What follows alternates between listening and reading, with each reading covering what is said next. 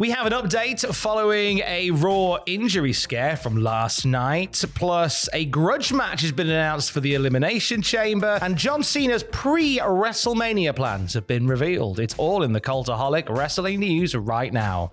This is officially the longest I've gone in 2.5 weeks without a margarita in my hand. I can sort that out, Tom, just a second. Oh, mate, come on, let's go. More important. that's not even a margarita. It's a lump of coal for you, you naughty boy. Anyway, wrestling news. Let's do some wrestling news. Hi there. So last night, Dakota Kai became the #1 contender for the Women's Intercontinental title. She beat Ivy Nile, and it gave us a bit of a scary moment for our Ivy. Yeah, the setup to the finish had Ivy Nile sort of cradled in the ropes, and then Dakota Kai comes down with a big old dirty stomp on the back of Ivy Nile's head, and it looks like she legitimately just goes head first into the canvas. She sort of goes limp for a second there. The referee looks concerned. Then we go straight to the finish, and Dakota Kai gets the win. Well, the big thing was there. You saw how hard she hit, and then the referee, it was Jess who was refereeing, actually ends up grabbing Ivy's hand and doesn't let go for quite a while, like just to confirm. Reciprocal squeeze. Just a little eggy, a little squeeze just to go, are you okay? But took a while to get it, and then they went into the finish, which was, of course, the GTK. But there was concern even after that Ivy Nile had got banged up in that match. Ivy put a lot of us calmed a lot of our fears down by putting out a tweet shortly afterwards, simply saying, I'm fine. And also confirming she must be part of the bloodline, because wrestling tropes tell us, Tom, the people with the hardest heads are actually of the bloodline variety. Samoan history tells us that you can't headbutt. Ask Jacob Fatu and any of the head shrinkers. So Kai will now go forward. She'll challenge the Women's Intercontinental Champion, Lyra Valkyria, next week on Raw. And I think a few other people thought that maybe something had gone a bit Pete Tong, because obviously it felt like Ivy Nile should be getting this match. Yeah. Because she was the one that hoyed the Women's IC champ out of the Royal Rumble. That is correct, Tom. And also we've got the storyline going with Chad Gable going off to see the dark arts of Lucha Libre. Now he can master them. So obviously the Creeds made a mess of their tag team title shot last week. Now Ivy Nile's not got her, so maybe they do need Chad to come back and save them. But I thought it was going to go the way where maybe the Creeds get some sort of bit closer to the tag team titles. Ivy Nile gets a bit closer to the IC title. Maybe they break up Chad and the lads there, but no, it's the other way. Oh, it's a strange situation. But either way, next week it is Kai versus Lyra Valkyria on Raw next week. Also next week, Bianca Belair and Naomi are going to be defending their women's tag titles against the Judgment Day's Liv Morgan and Raquel Rodriguez. My goodness me. So Raquel and Liv are prime suspects in the Who Attacked Jade Cargill storyline on SmackDown.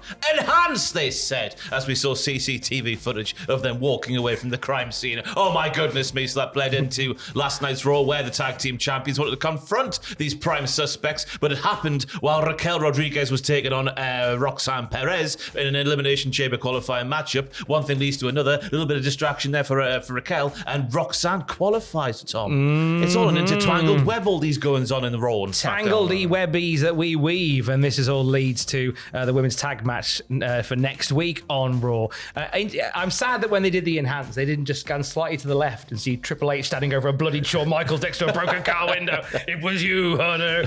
Show me age. But what of Jade Cargill after she got Jade Cargill killed just before Christmas? PW Insider says that she will be back at the WWE Performance Center today, and that the belief is that her creative plans will be set very soon. I feel like we've been saying this for a while. A Tuesday, Tom. Just goes back on a Tuesday. I know, what right? happens tonight, Tom? Oh, that would indeed be... it would be tortilla night in our house. I would also NXT night as well. Not saying that she will be there, but stranger things have happened. I was worried they might have just forgotten about the whole story.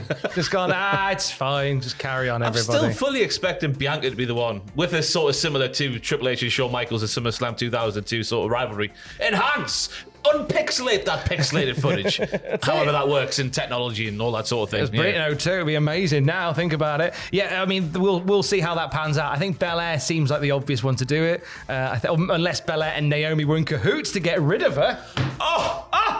Stop it. Feel the go away, they'll say. No, there is a grudge building there, and a grudge being paid off a week Saturday at Elimination Chamber. The boys are at it again, They Ross. are unsanctioned for Kevin Owens and Sami Zayn. It kicks off last night's Raw, and Sami's like, I want to wrestle Kevin, please, there, Adam Pearce. And Adam Pearce is like, I can't do that. I've known you for 20 years, and I don't want to see you die, Sami. I don't want to see you die. And then they walk up the ramp, and the match gets made, but it's going to be unsanctioned, which means they want to see it happen, but they don't want to be liable for the results, Tom. I love the whole concept of an unsanctioned match. So, yeah, you can do it, but we're not held responsible for anything that happens. But we'll give you a referee, so there's a 3 count.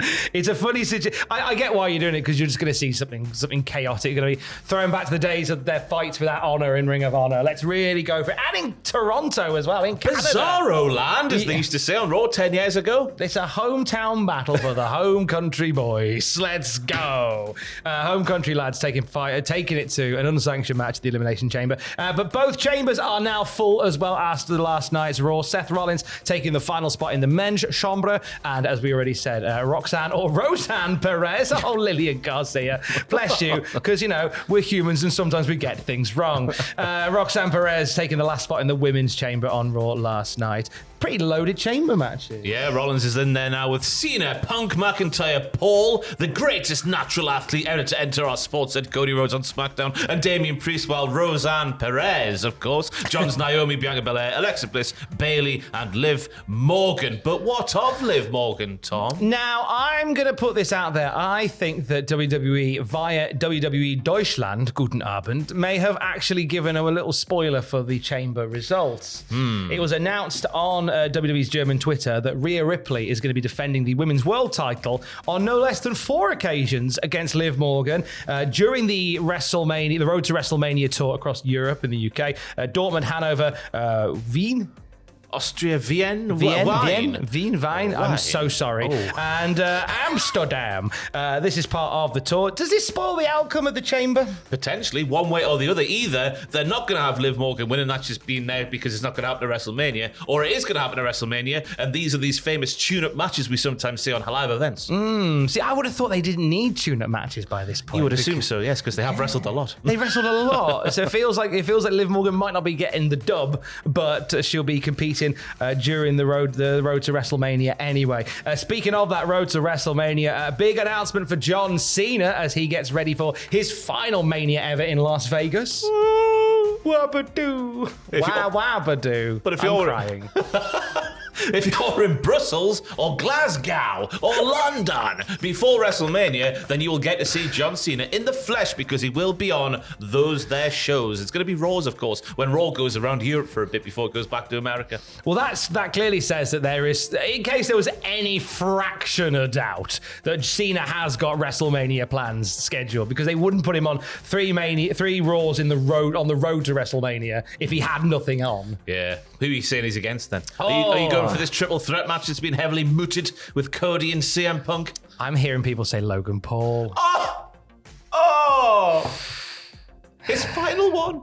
I mean, his final one, Tom. I think he sees it as a business thing, and I think he sees it as business doing a match with Logan Paul. Do I like it? Wow! Is it possible? I